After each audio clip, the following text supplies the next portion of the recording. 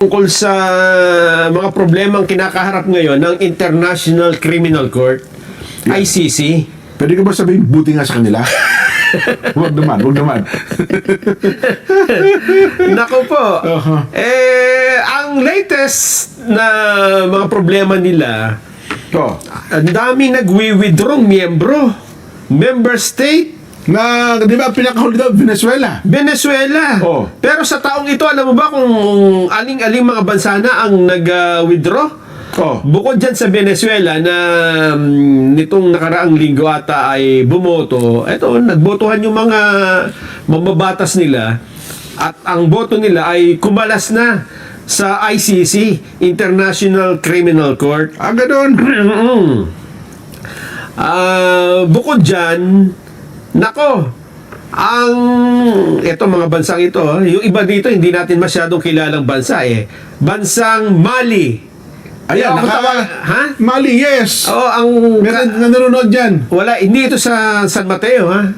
Mali. Yung MLY yun, MALY, Mali. Hindi. Ito pala, yung apat na bansa ito dyan na kumalas. Kung tawagin Sahel Black. Isang bloke sila Ano yan? South Africa yan, di ba? Oo.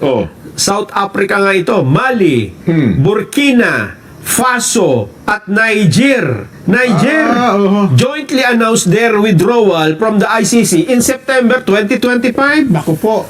Oo.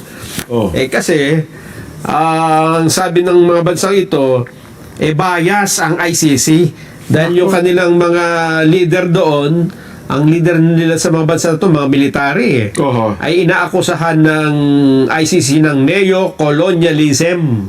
Ayun. So parang kinakasuhan na rin ng ICC.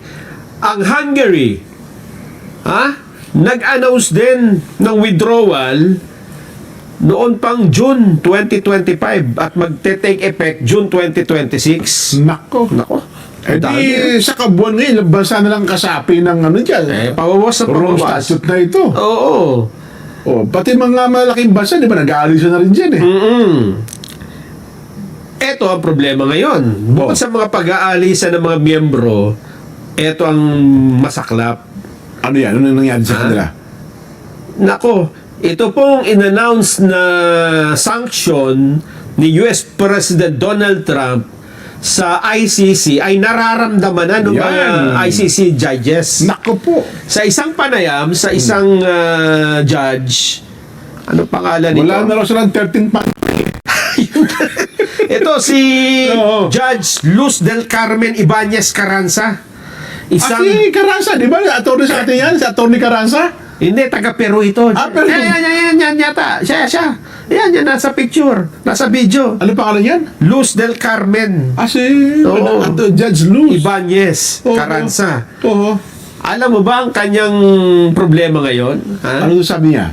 Yung kanyang mga hindi siya maka-order sa online platform. Ayun ang sinasabi ko sa Sabi inyo. niya, ako, order pa naman ng mga parcel. Kaya pala walang dumadating na parcel sa akin. Ay sinuspindi yung mga credit card ko. So part ng sanctions yun sa kanila?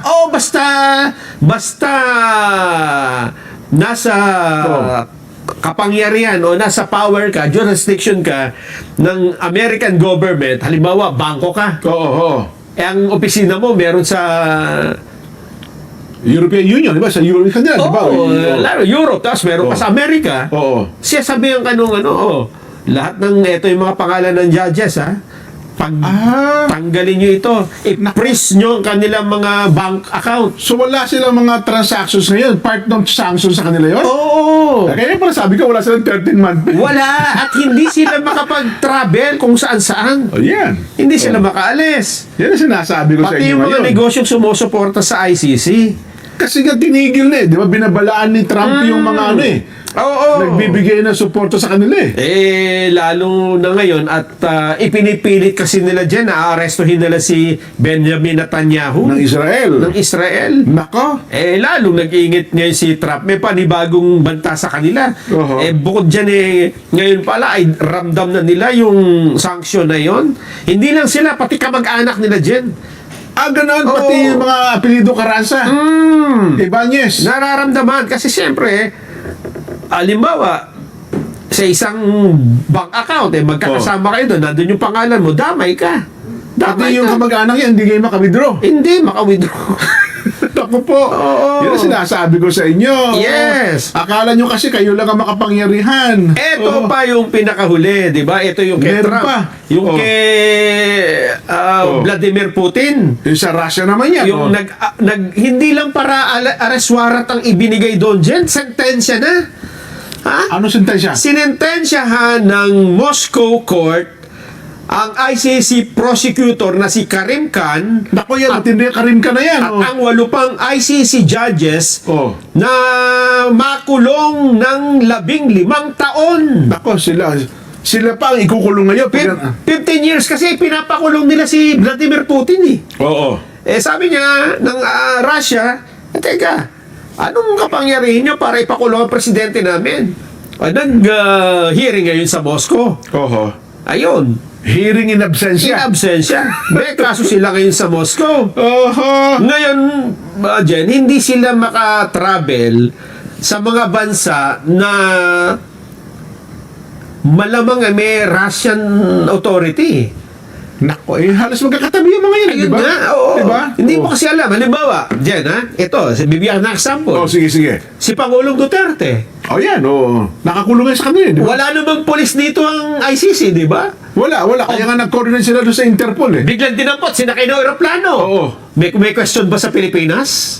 Wala na ngayon, ando na eh. Ibig sabihin, mga ibang bansa, may question ba? Wala kung May mapasyon eh. gobyerno bang nagsasabing, ba't yung ginanyan? Hindi. Oo. Therefore, pag inaresto ng Russian ang mga ICC judges, kahit sa Netherlands, alam, bilang dinampot. Oo. Sinakay ng aeroplano. Oo. Dinala sa Sa Russia, doon sa itinulong. Russia. Oo. O anong questionin natin doon?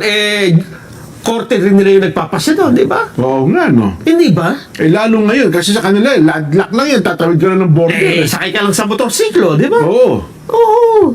Yan ang Oo nga. problema ngayon ng ICC. Nako.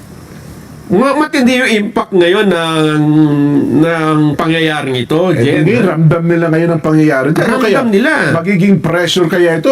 Ano kaya magiging epekto nito sa kaso ni Pangulong Digong? Tsak, merong epekto yan. Meron. Di ba? Hindi maring wala. Oo. Lalo't lalo na at yung prosecutor nila, yung Karim Khan na Yan, totoo yan. suspendido ngayon. Oo, may dahil kaso yan, di ba? Meron siyang sexual misconduct Yan. na kaso. Oo.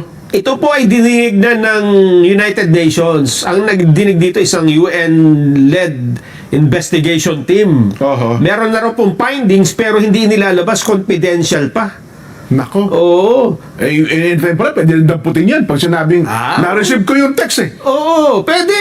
Ano ba sasabihin? Kinopya lang namin yung Pilipinas eh. Oo. Oo. Ganun din ang ginawa niyo sa kanila eh. Oo. Group effort to. Paano ko sinabihan ni General Torre? Oo. Arrestuin mo si... Iko-commission ka ng United Nations. Okay, iko-commission ka ng Russia. Oh, yan.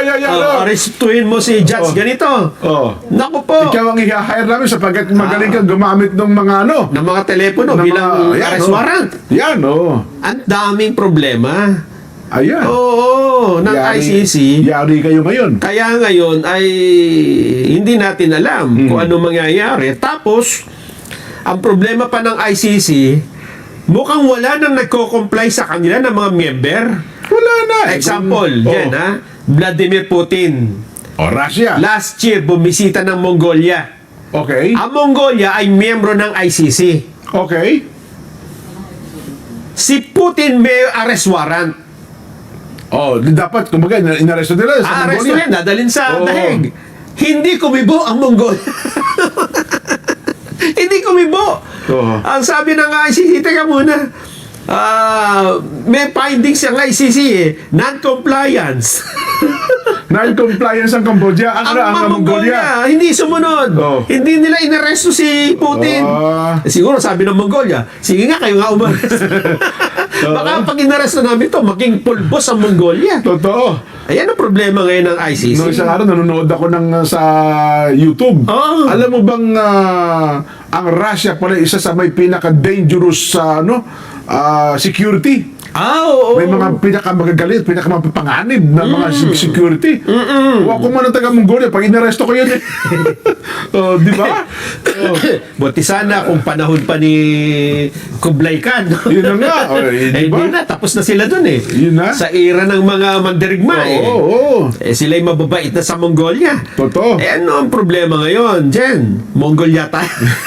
Empire, Mongolian Empire. Oo. Eto ang problema. Di ba may kine-question na jurisdiction? Oh. Yung Pilipinas, yung ang kampo ng Pangulong Duterte. Yes. Ngayon, hindi makapag-desisyon ngayon ang appeals chamber ng ICC. Nagbigay pa sila ng dagdag na panahon para magpaliwanag ang magkabilang panig kung ano ang kanilang masasabi dun sa question ng jurisdiction. Kasi di ba ang question dito, ipinail nyo yung kaso, wala nang, hindi na kami miyembro ng ICC. May technicality problem na yan. Totoo ka.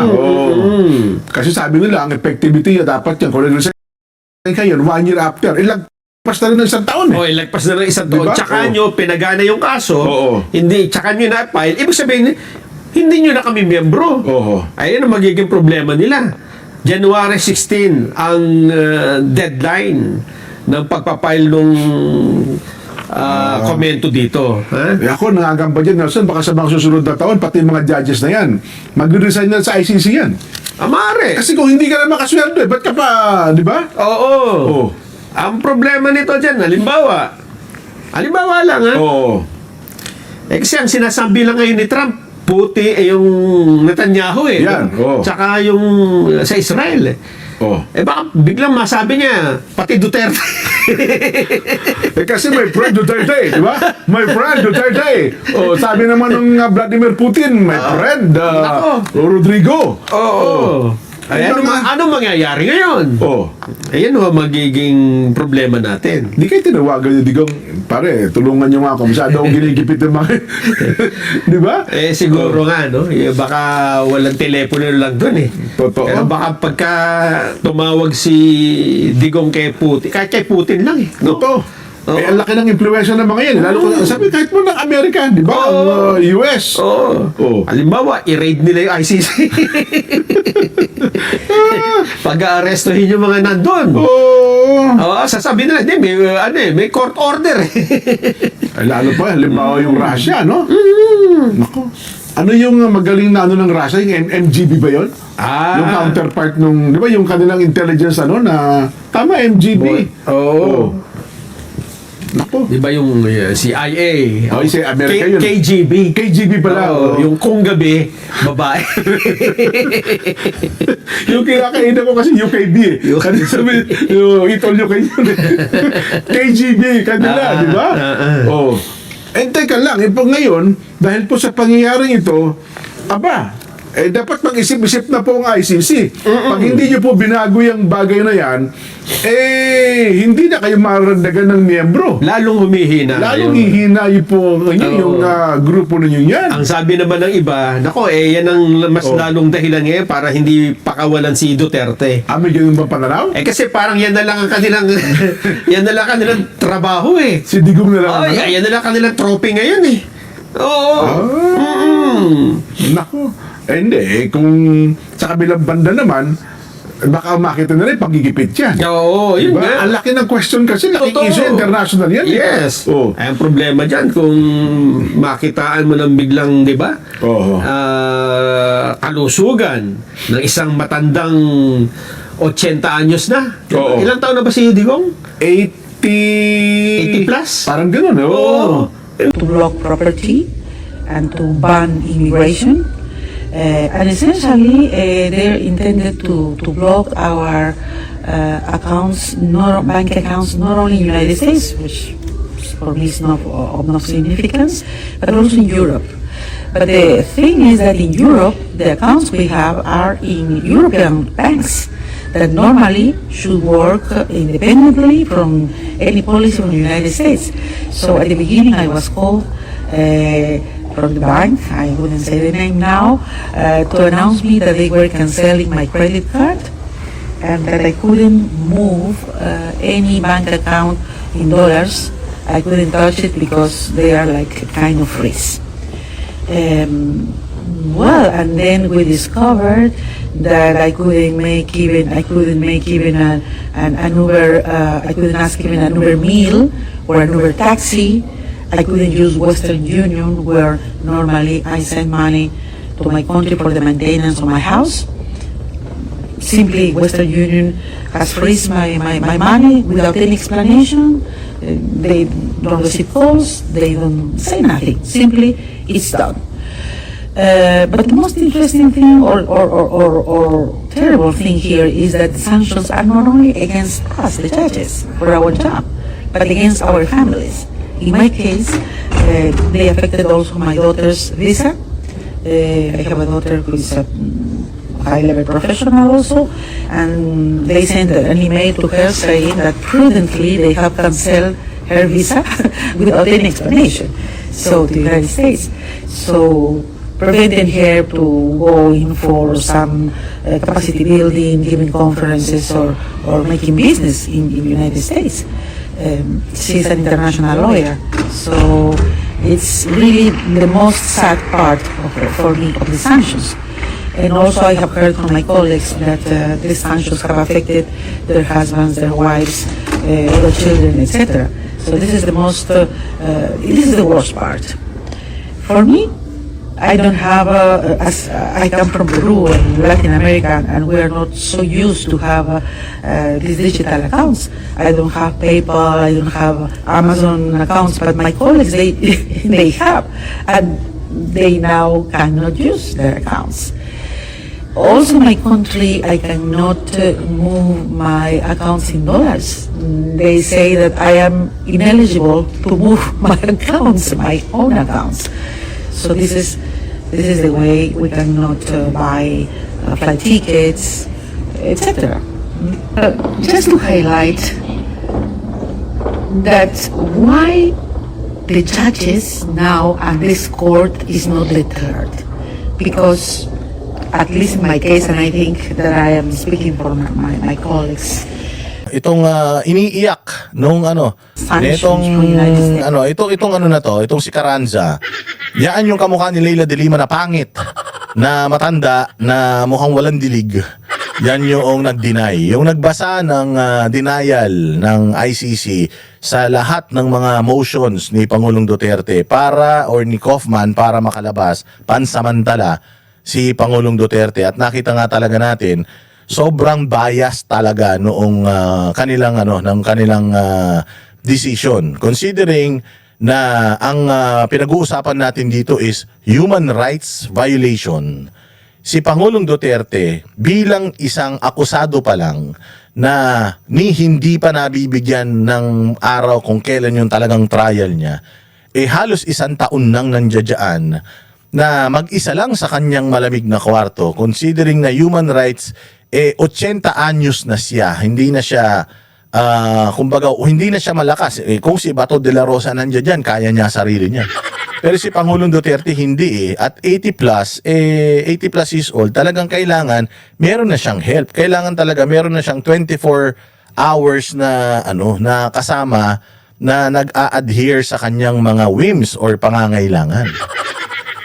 Oo, so dininay nila ito sa isang 80 plus years old na matanda na dati pang presidente at mahal na mahal ng mga Pilipino. Kaya sabi namin, tangina nyo, makakarma din kayo. O eto na nga, dumating na ang karma nila. O tingnan nyo ang nirereklamo ng mga hinayupak. Is designated to block property and to ban immigration. And essentially, they're intended to block our accounts, bank accounts, not only in the United States, which for me is of no significance, but also in Europe. But the thing is that in Europe, the accounts we have are in European banks that normally should work independently from any policy from the United States. So at the beginning, I was called from the bank. I wouldn't. Diba? So, ang nangyari, the United States, nagbagsak ng sanction sa kanila. Diba? Nagbagsak ng sanction sa kanila. Ngayon, ang pinagtataka daw nitong mga ito, yung mga pera namin dito sa Europe, in euros. In euros yung ano namin, yung pera namin dito. Nagtataka kami bakit naka-receive kami ng tawag mula sa mga European banks na kung saan yung mga pera namin na naka-freeze yung mga accounts namin. Oo, nakakapagtaka. In euros Ang di naisip nito ni ate, halos lahat ng mga kumpanyang malalaki, especially insurance companies, banking, merong ano yan, may partnership or merong tawag dito, merong shares ang isang kano na business entity. So ang akala nila kaya mayabang tong mga to, akala nila sa Europe untouchable yung pera nila. Hindi nila alam na even the banks in Europe, yung Amerika, may mga investments yan. At kapag may investment ang Amerika sa bangko na yan, meron siyang kapangyarihan na mag-desisyon according sa kanyang shares. Kaya ngayon, ang laki ng problema nito, mga putang ina nito. Kasi ang yayabang nila, sabi nila, kasi Amerika man lang yan, wala man akong dollar account sa Amerika, pero hindi nila alam, tangina matalino si Donald Trump. Sabi ni Donald Trump, ganun ganun O sige, tingnan natin. Ayan na nga. Say the name now to announce me that they were canceling my credit card and that I couldn't move any bank account in dollars. I couldn't touch it because they are like kind of freeze. Diba? Naka-freeze. Yung kanyang credit card, canceled. Halimbawa, ano ba yung credit card mo? Mastercard. Ano ba yung credit card mo? Visa. Ano ba yung credit card mo? Ano ba yung mo? Ano ba yung bangko na ano ba yung bangko mo? Ang bangko ko is for example, ano ba mga bangko sa Amerika? Ano ba? Citibank. Citibank. Ang inay niyan. Mga ano yan, mga US-owned yung mga yan. Tapos, nag-partner lang dyan sa mga bansa na yan. Di kanupa din yan. Yari kayo ngayon. Hindi ngayon sila makakilos. Wala nang pambili ngayon ng lubricant to si Manang. Mukhang tuyot na tuyot pa naman yan. Kailangan niya ng mga pampadulas. Yari siya. And then we discovered that I couldn't make even an Uber. I couldn't ask even an Uber meal or an Uber taxi. I couldn't use Western Union. Putang ina nyo. Hindi sila ngayon makapag-Uber Eats. Gago ka ba? Sino may-ari ng Uber? Putang ina, Amerika. Ang ina nyo naka-spread out ang mga businesses ng Amerika. Hindi porkit nasa Europe ka. Pucha ina, sikat na sikat pa naman dyan. Uber. Walang Grab dyan Walang Angkas, walang Joyride. Pucha, Uber lang. Meron mga app yung mga taxis nila dyan. Pero iba kasi talaga pag Uber sobrang secured ka sobrang safe ka. So ngayon, and then in all over the world, Uber talaga ang sikat na sikat. And that's an American company, tanga. Yari siya ngayon. Normally, I send money to my country for the maintenance of my house. Simply, Western Union has freezed my money without any explanation. Gulat na gulat siya. Hindi pinreeze daw yung pera niya ng Western Union. Kung di ka ba naman tanga, Western nga West. Saan ba ang West? Di ba Western, ang may-ari ng Western Union, Amerika? Pucha, yari kayo. So, gulat na gulat sila. Akala nila, tangina, yari tayo nito. Akala ko, porket nasa Europe tayo, hindi tayo maapekta ng sanksyon ng Amerika. Pucha, nakaabot pala yung galamay ng Amerika dyan sa Europe. Pucha yan, kahit sa Russia, mali-mali ka lang, makalagpas ka isang hakbang lang. Border ng isang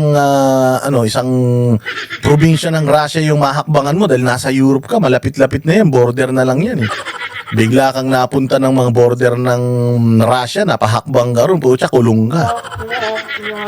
They don't receive calls, they don't say nothing. Simply, it's done.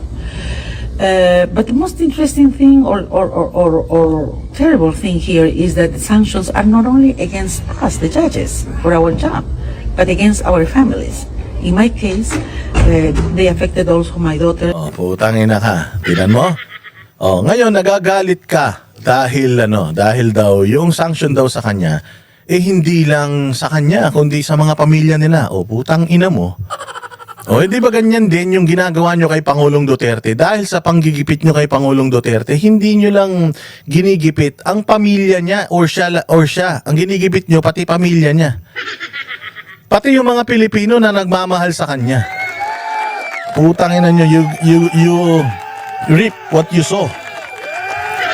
O, ngayon nararamdaman mo na kapag ginipit ka, hindi lang ikaw ang apektado, pati pamilya mo. Trabaho nyo yan, gawain yan nanggigipit kayo Pangulong Duterte, may request, ginigipit ninyo. O kita nyo kung gaano kahirap yung ginagawa ng mga anak niya na kailangan magpalit-palit para lang magpunta dyan. Sila din apektado sa ginagawa nyo O si Pangulong Duterte, kung inilabas mo yan, tapos ang pamilya niya naglagay ng mga tao na mag-aalaga sa kanya, do you think kailangan pang umalis nila Inday, nila Pulong madalas para lang bisitahin yung tatay nila lalo na ng ganun katagal?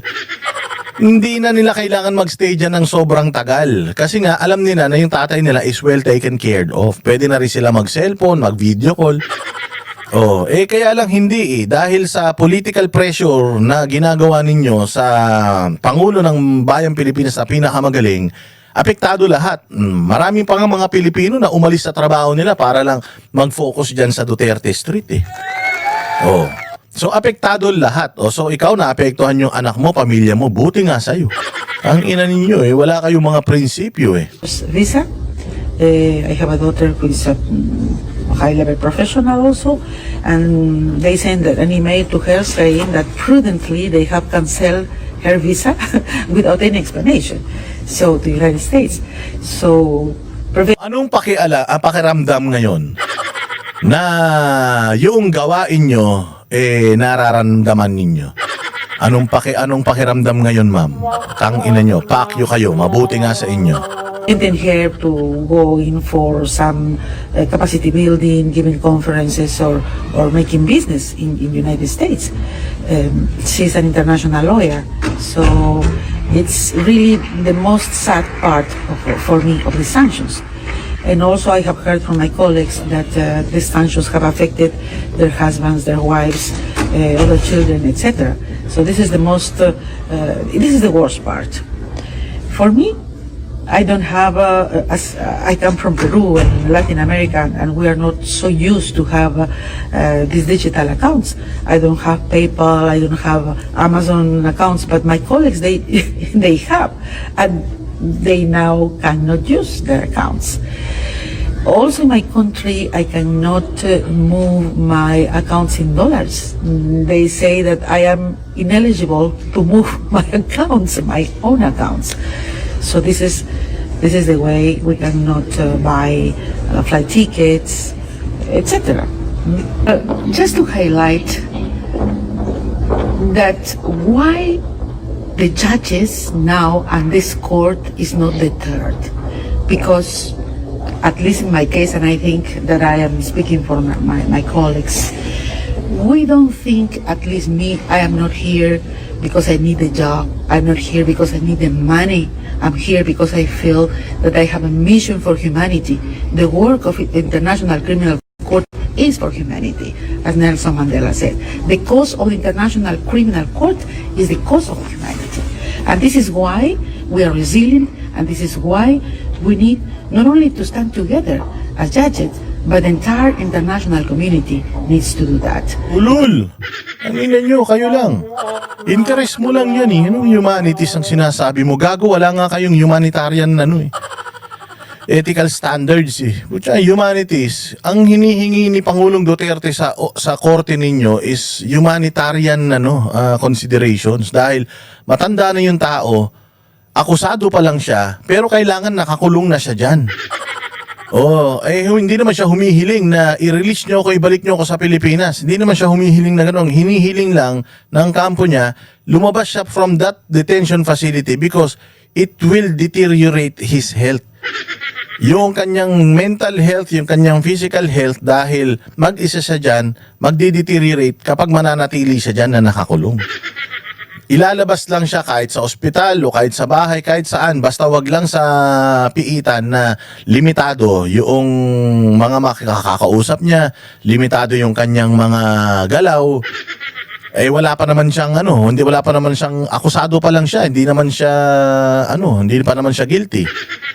Oh, ipinagkait niyo yun sa kanya. So ngayon, yung feeling ninyo na mga na inhumane na nararamdaman nyo ngayon, ano ngayon ang pakiramdam? Kapag feeling mo nasa tama ka naman, feeling mo maayos naman yung ginagawa mo pero ginigipit ka, anong pakiramdam? Because as such, we are working also, as always, for peace and global security. But still, I am Latin American, still I am Peruvian. So we are very resourceful people in my country. So I'm having my strategies which I won't reveal. But it is true that living in Europe, where you don't use digital, you don't use cash, it's very difficult to carry out. But none of this or deterred us as judges, because those sanctions are designated to attack our independence as judges, and we are not giving up our independence. As judges, we are more united than ever, and we are carrying out our daily functions with the best of our abilities. Although it has impacted the court, the personnel, morale, and etc. But now we are doing well. I think that the court has proven to be very resilient, and the judges as well. Well, I could say that at the beginning it was very difficult, but we gathered with the judges, the affected judges, we gathered with the Dutch authorities, from the Ministry of Foreign Affairs, also from the Economic Affairs. So we asked them to support us in a very practical manner. I remember that I said to these high officials that I feel defenselessness, because if they can do nothing, if they are doing over compliance of these sanctions, then where is the sovereignty of this country?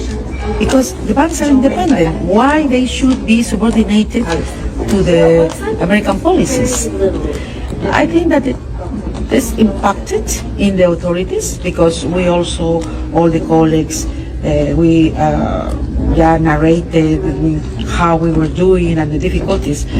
And as they feel, I think, a little bit ashamed.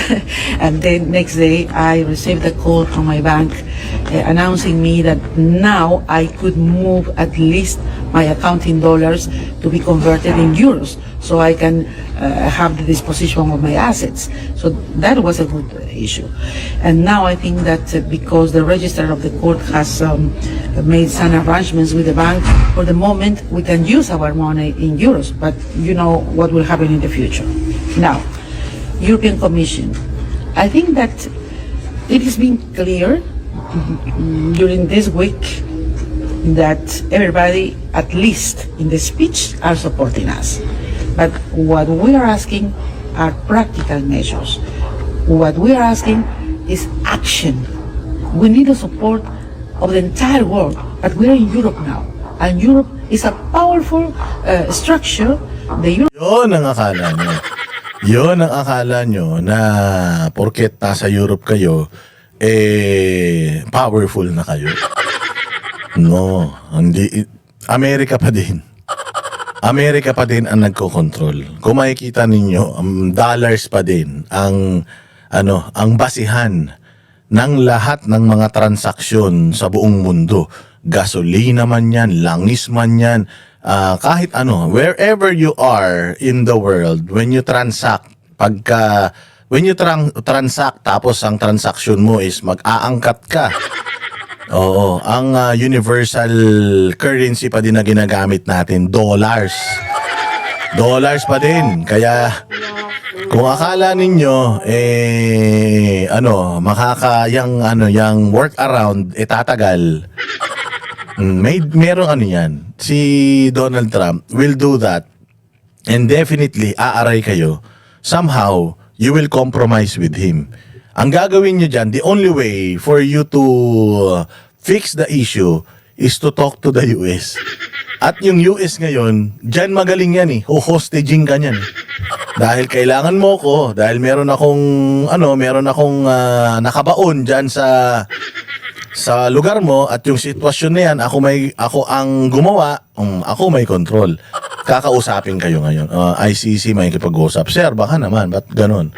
Baka naman. Gusto niyo mawala? Gusto niyo luwagan ko? Ha? Gawin niyo to. Patay kayo.